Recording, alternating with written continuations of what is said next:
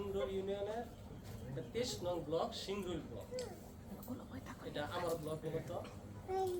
এখানে আমাদের উপস্থিত কিষানি আছে 8 জন, আর এই কৃষক এবং জেলা সরকারও আছে বাকি 18 জন। স্যার আমাদের এই স্যার কিন্তু আমাদের নতুন স্যার ছিল ফুলপুর উপজেলায়।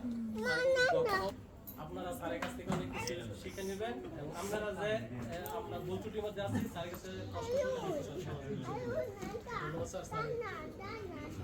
ধন্যবাদ জানাচ্ছি আমাদের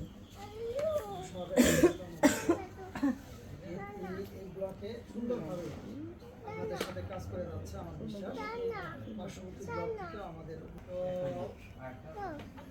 আজকে আমরা যে বিষয়গুলো বলবো সরাসরি বলে দিই। আমার পিছিয়ে যে ব্যানার দেখতেছে ইংরেজিতে লেখা, অনেকে হয়তো এটা নাই, তারপর আমরা বাংলা করে বলি নাকি বলেন তালাই না সব বীজ ব্যবহার করি। এই বীজ ব্যবহার করার কারণে যেসব ঝুঁকি তৈরি হয়েছে প্রকৃতির মধ্যে বা মানব স্বাস্থ্যের উপরে, সেই ঝুঁকি থেকে আমরা কিভাবে রক্ষা পেতে পারি বা বিকল্প কী কী পদ্ধতি আছে এগুলো নিয়ে মূলত আজকে আলোচনা। আর এখানে এই আলোচনাতে এ কারণে আমাদের আজকের এই ট্রেনিংটা এরকম করা হয়েছে।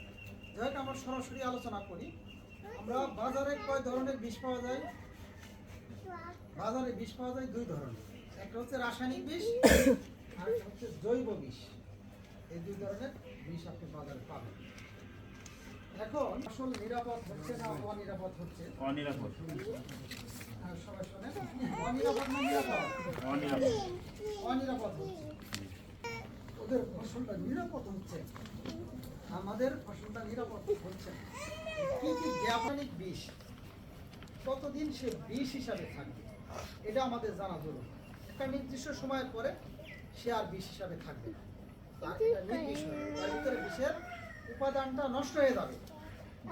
তবে নির্দিষ্ট সময়ের পরে যদি আপনি ফসল তোলেন তাহলে ওই ফসলটা নিরাপদ থাকবে। এটা কি বুঝতে পারছেন? যে বীজটা একটা নির্দিষ্ট মেয়াদ পর্যন্ত কাজ করবে, ওই মেয়াদের পরে ওই ফসলটা নিরাপদ থাকবে, ওঠাতে হবে।